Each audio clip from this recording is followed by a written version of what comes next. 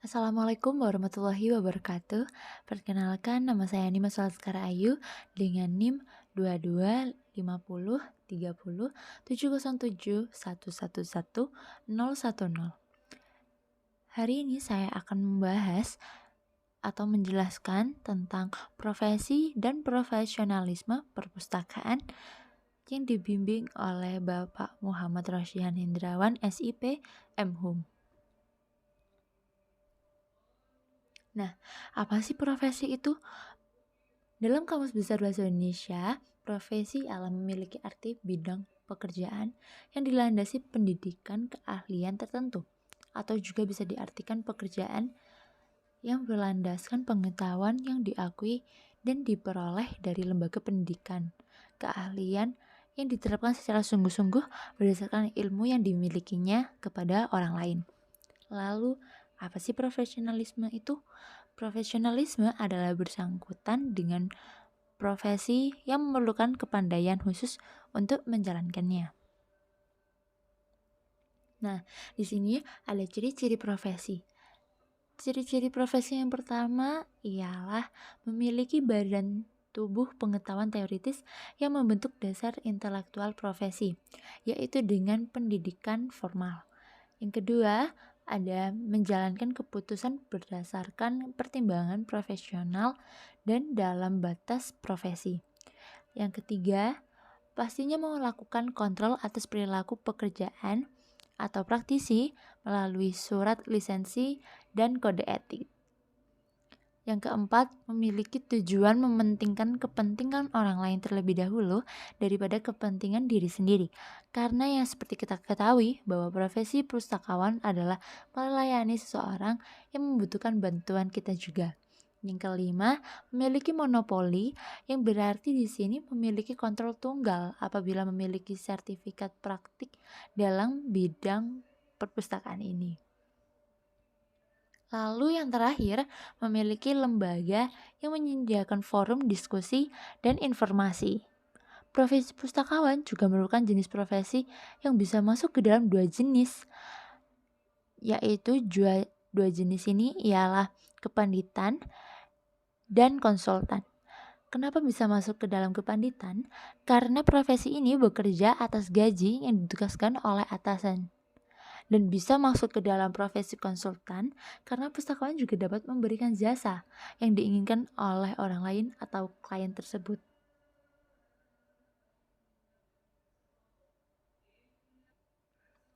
Nah, selanjutnya ada profesi informasi. Profesi informasi ini mencakup pustakawan dan arsiparis, yaitu seseorang yang mempraktikkan ilmu informasi, record manager, manajer informasi, dan dokumentalis. Nah, Indonesia ini memiliki organisasi perpustakaan yang awalnya dibangun pada tahun 1954 dengan nama PAPSI, yaitu Perkumpulan Ahli Perpustakaan Seluruh Indonesia. Dan pada tahun 1956 berganti nama menjadi PAPADI yang merupakan singkatan dari Perhimpunan Ahli Perpustakaan, Arsip, dan Dokumentasi.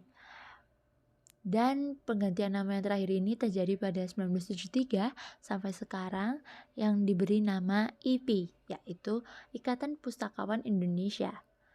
Nah, itu adalah organisasi yang ada di dalam negeri kita, yaitu Indonesia. Selanjutnya ada juga organisasi perpustakaan internasional, yaitu ada IFLA, International Federation of Library Association and Institution. Dan ada juga KONSAL, Conference of Southeast Asian Librarians.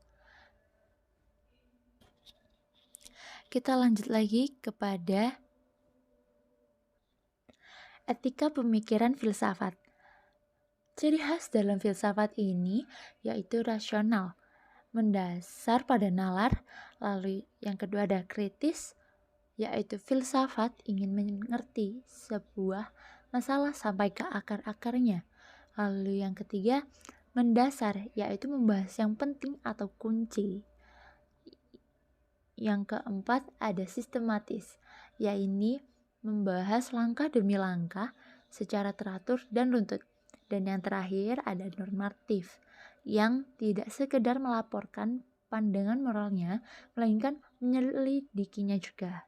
Nah, kode etik dalam perpustakaan dapat berfungsi dengan baik dikarenakan kode etik dibuat sendiri oleh profesi kita, yaitu pustakawan. Nah, kode etik yang digunakan oleh pustakawan seluruh Indonesia pastinya adalah kode etik yang dibuat oleh IP, yaitu Ikatan Pustakawan Indonesia. Nah, tujuan kode etik pun agar profesional memberikan jasa sebaik-baiknya kepada pemakai, yaitu orang lain itu ya. Lalu pelaksanaan kode etik pun dengan cara sesuai regulasi, yaitu memiliki kendali atas hal-hal khusus tentang bagaimana memenuhi persyaratan legislatif minimum. Lalu penerimaan anggota dilanjutkan dengan disiplin, sanksi sosial, otonomi profesional, keahlian, kebebasan, kerahasiaan, dan kode etik Ikatan Pustakawan Indonesia pastinya. Nah, pastinya profesi perpustakaan perlu memiliki jiwa profesional, yaitu jika profesionalisme pustakawan menurut Handoyo pada tahun 2012 ini adalah pelaksanaan kegiatan perpustakaan yang didasarkan pada keahlian dan rasa tanggung jawab. Oleh sebab itu, orang yang memiliki profesi perpustakaan ini ialah orang yang harus memiliki keahlian. Yang dimaksud keahlian dalam hal ini adalah telah mempelajari dan dapat menguasai kepentingan-kepentingan yang dibutuhkan untuk profesi ini. Lalu, tanggung jawab juga sangat penting dimiliki oleh semua orang. Tidak hanya profesi pustakawan saja, rasa tanggung jawab juga harus dimiliki oleh orang lain atau klien kita yang dibantu juga oleh pustakawan ini. Didasarkan pada keahlian, rasa tanggung jawab, dan pengabdian, mutu hasil kerja yang tidak dapat dihasilkan oleh tenaga yang bukan pustakawan, serta selalu mengembangkan kemampuan dan keahliannya untuk memberikan hasil kerja yang lebih baik. Adapun ciri-ciri profesionalisme. Yang pertama, menjunjung kode etik pustakawan. Orang yang berprofesi dalam perpustakaan ini pastinya harus menjalani atau menjadikan pedoman berperilaku dalam pekerjaannya. Lalu selanjutnya, pastinya ada berpengetahuan karena profesi ini juga harus memiliki pengetahuan tentang ilmu perpustakaan yang cukup. Lalu yang ketiga, memiliki tingkat kemandirian yang tinggi. Yang terakhir, berorientasi atau melihat dengan masa depan yang akan kita lalui ke depannya. Nah, pembahasan yang saya jelaskan ini telah menjelaskan banyak sekali tentang sebenarnya apa itu profesi dan sangkut pautnya dengan profesionalisme. Seperti yang dijelaskan pada video ini, bahwa profesi memerlukan sebuah tambahan, yaitu sikap profesional. Dengan adanya tingkat pengerjaan tugas yang baik dan benar, pastinya ada sikap profesional di tiap langkah pekerjaannya. Dan tidak lupa untuk menjunjung tinggi kode etik yang telah ada untuk profesi pustakawan ini.